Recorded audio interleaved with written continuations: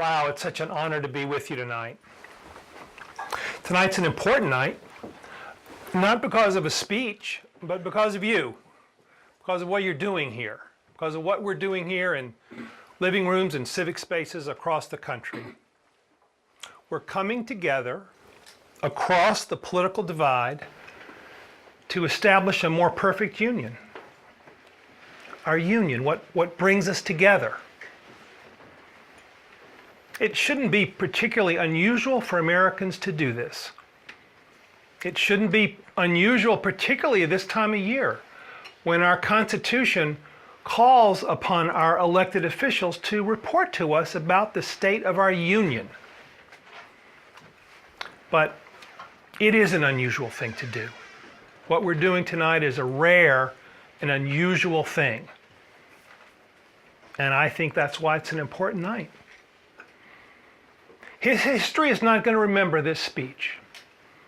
But history may remember what we do here. History may remember what we decide to do here about the responsibilities that we owe to ourselves and to each other, and how we're going to go from here in the months ahead to serve our country. So it's an important night. Look, we didn't come here to deceive ourselves. What's the state of the union? It's weak. What's the state of the divide? Our divisions are strong and getting stronger. We've kind of reached that point in our society where we view people on the other side of the political divide from us not only as misguided, but really as bad people, as threats. And we view them as people whose ideas are so alien and strange and dangerous as to be almost incomprehensible to us. How could decent people think this crazy stuff? That's where we are. So many of us today. So how did we get into this mess? How did we let things go so far into this kind of valley of rancor? Well, there are a lot of answers to this question, but for me, one of the most important answers is that, we're forgetting who we are. We're forgetting who we are. We're forgetting what brings us together as Americans despite our differences. So what is it that we're forgetting? What is it that unites us? What is this common American identity? I don't have to make up any new sentences to tell you this. I just want to say some words to you that should be very familiar. They're from some of our most important and eloquent statements and poems and anthems about who we are as Americans. You'll recognize these. My country, 'tis of thee, sweet land of liberty, of thee I sing. Conceived in liberty and dedicated to the proposition that all people are created equal. With liberty and justice for all. I too am American. This land was made for you and me. Let freedom ring. Free at last, free at last. Thank God Almighty, we are free at last. Now, when I hear these words, besides sending a tingle up my spine, it tells me that we are a free people who care for one another. A free people who care for one another. Freedom, because that's the American birthright. That's the founding idea. That's what the founders bequeathed us. That's why the Constitution says that one of the most important purposes of the government is to secure the blessings of liberty, to live a life that is free. That's why people still, from all over the world, want to come here. The idea of freedom. Care for one another. have mutual respect, have empathy, look out for the other person, caring for one another in a form of civic friendship that is bigger than political differences. And why? Partly because we humans are kind of hardwired to want to connect to others, and partly because we know as Americans that if we don't, the project falls apart. Freedom itself becomes it doesn't work. Things grind to a halt. James Madison said it beautifully. He said in the Federalist Papers, he said, self-government requires a higher level of virtue in the citizens than any other form of government. So, when we govern ourselves, it requires this virtue. Now, the virtue is just, I think, a kind of caring for one another, looking out for one another, recognizing each other's essential dignity. We use the word civility a lot in this work. And I think one of the things we learned from Madison is that civility is not simply good manners appropriate to the circumstance. Civility is also the inward desire to do good to your opponent. That's the virtue he was talking about, and without which our project in ordered liberty is at risk. Now, there are several really amazing things about this idea of who we are as Americans, free people who care for one another. One of the most amazing things is that it is an idea. It's something that we think about each other. It's not based on fixed attributes like what color is your skin or how you pray or whether you pray. It's not based on sexual orientation. It's not based on ethnicity. It's not based on the language that your parents or grandparents spoke. It's based on an idea that is in here about what we owe to ourselves and one another who want to live in this certain way. We're one of the few countries in the world of which this can be said. Another amazing thing about it is that it's constantly expanding. Each generation renews this idea in its own way. It's like a flickering flame was lit by the founders, and this flame is passed from each generation to the next. And the task of each generation is to make that flame burn brighter, to make its warmth extend more broadly, so that more of us can be included in that warmth of civic friendship. And so the circle in 1787 was much narrower, much more restricted than it was in 1860 when we fought a great civil war over whether enslaved people would be allowed into the circle of friendship and warmth. And today, the circle is broader still. And I think in the future we will find, if we remain true to ourselves, this idea of free people who care for one another will be continually deepened and expanded. One of my favorite poets is Langston Hughes. He put it this way: "Oh, I say it plain, America never was America to me. And yet I swear this oath, America will be." Now, when Langston Hughes wrote those words in 1935 in a little hotel room in New York City, he might as well have been reciting the words of the Pledge of Allegiance. He might as well have been singing the national anthem. So deep is this idea that we can be ourselves and more. We become more who we are. America will be. A final thing about this kind of identity, this kind of shared identity, is that it's not conservative. It's not liberal, it's not Republican, it's not Democrat, it's not red, it's not blue, it's both. It's both.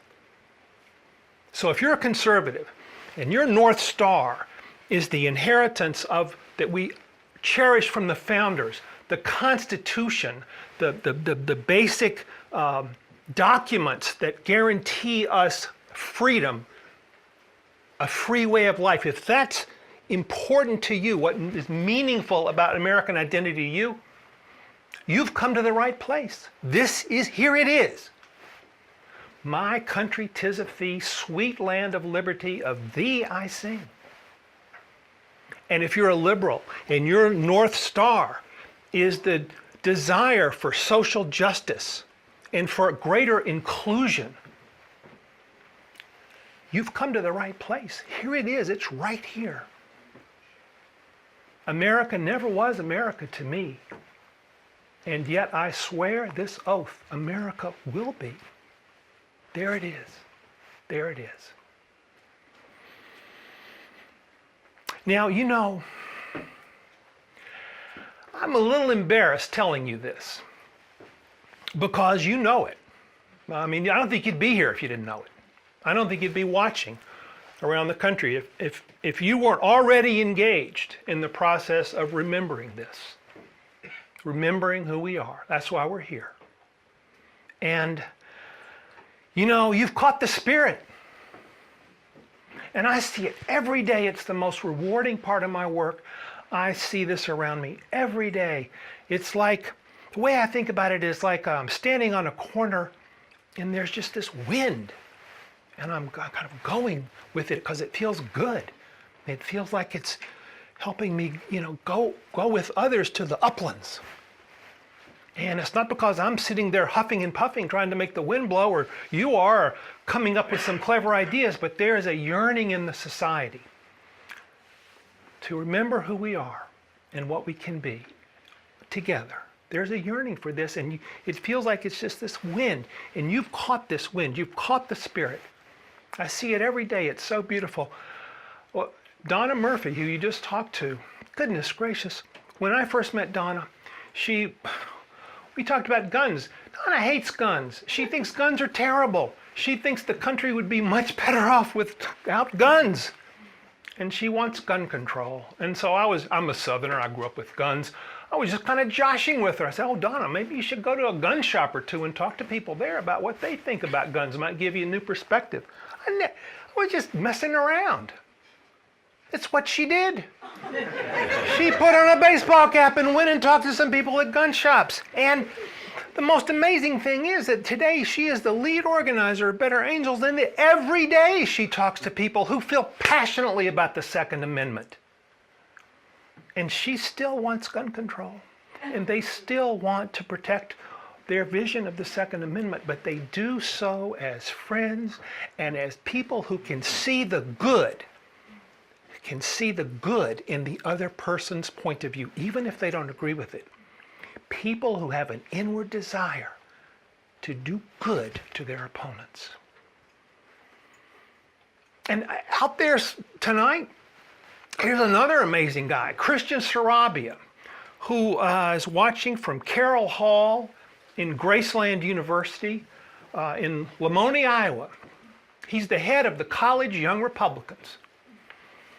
And with him tonight, same hall, same college, is the head of the Young Democrats, a great guy named Anthony Ginger. Together, they have brought together the Young Republicans and the Young Democrats. They formed a Better Angels Club at Graceland, and they're tearing off the roof. They're doing great work out there together. They don't agree, but they're trying to figure out how to do this a little bit better than perhaps their elders have done. And it's such a wonderful, wonderful thing to see. And it's not just Better Angels. We're just a little part of this thing. There are many, many groups around the country and individuals who are doing this kind of work.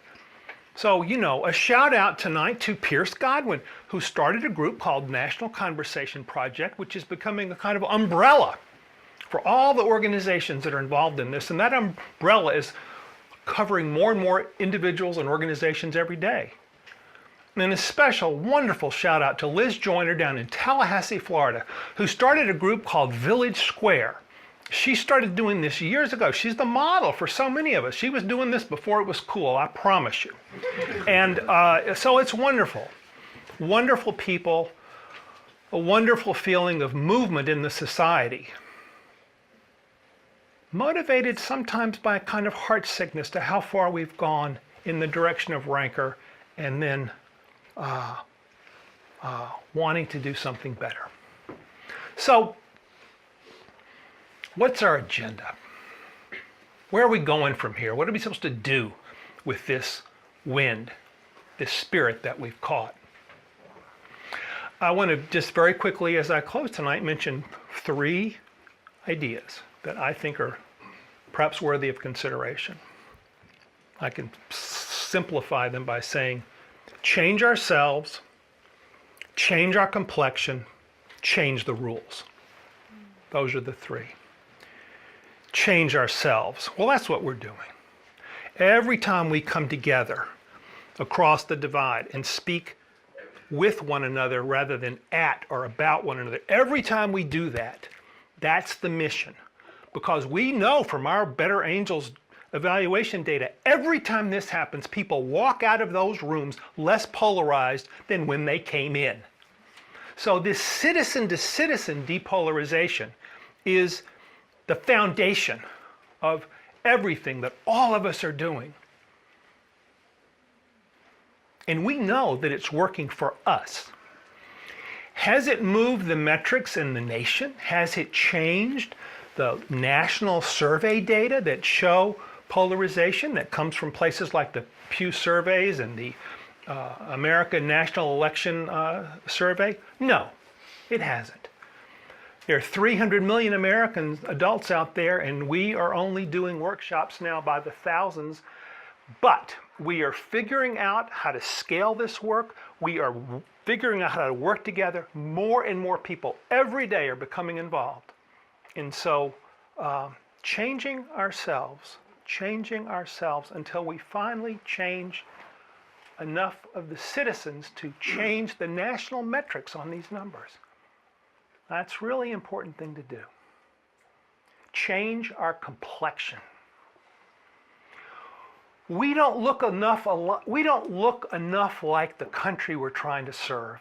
We just don't. It's a weakness. One of these things is that we tend to be more upscale. We tend to be, most of our members, I'm speaking now of Better Angels, are college educated people, have 4-year college degrees, some of you higher. Most Americans do not.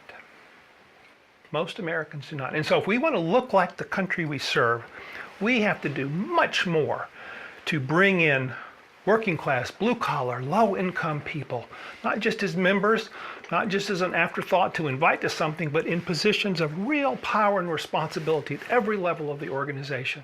If we don't do that, we're not looking like the country we serve.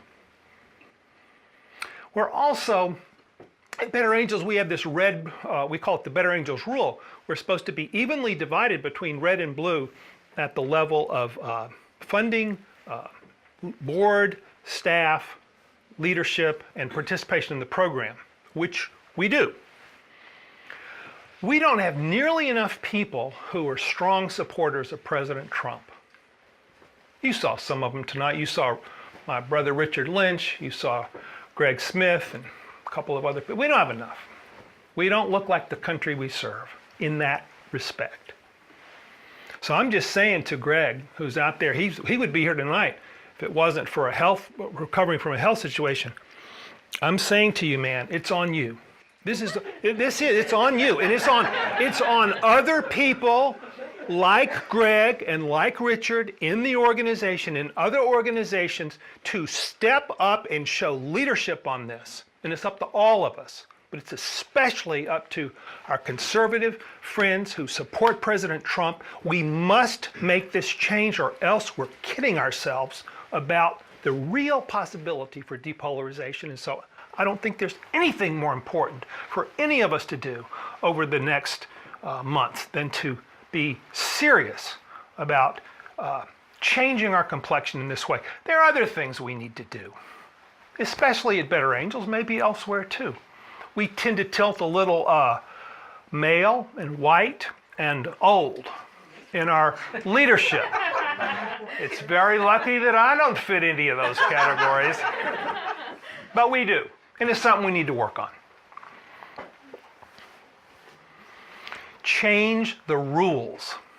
I'm really grateful to Brian Benson, who I think is here tonight, and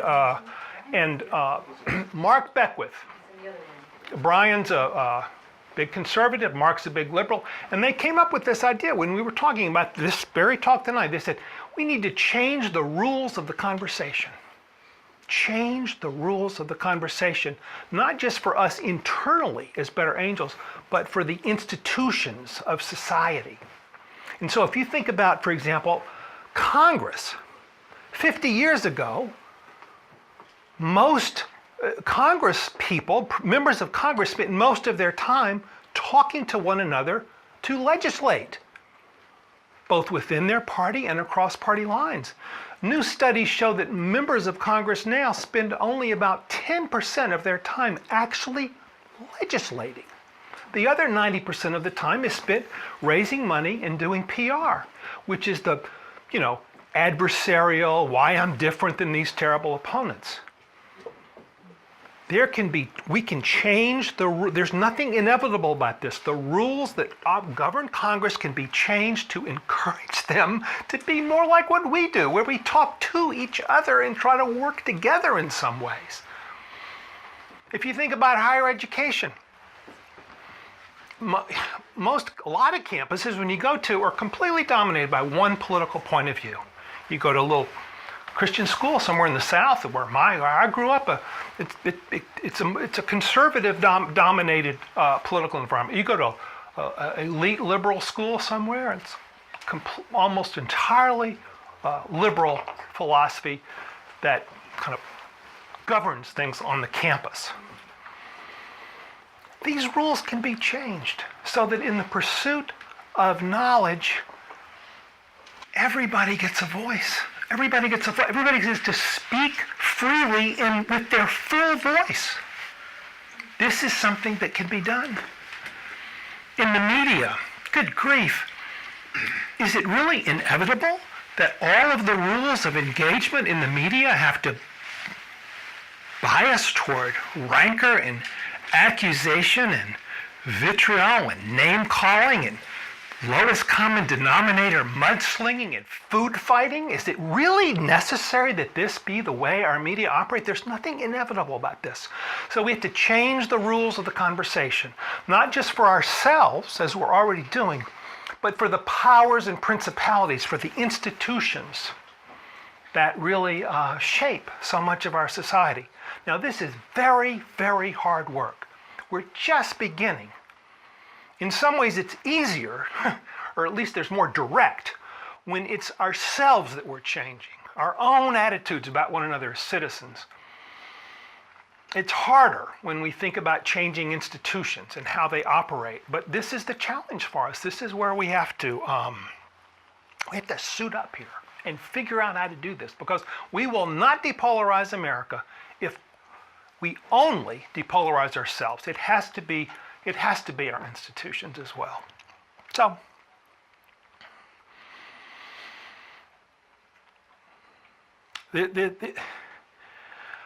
my friends, now is our time. Now's our time. Now's our time to remember who we are. Now's our time to show America who we are and what we can be together. Now's our time to take that flame and make it burn brighter,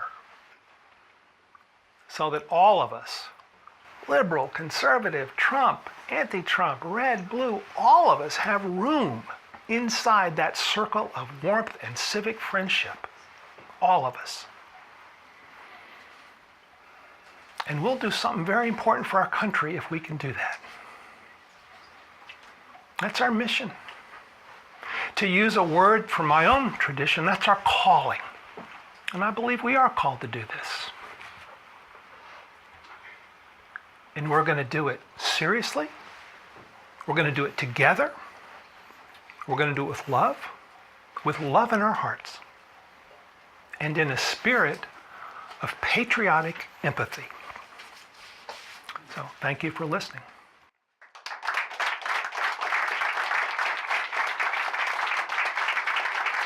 Thank you. Okay.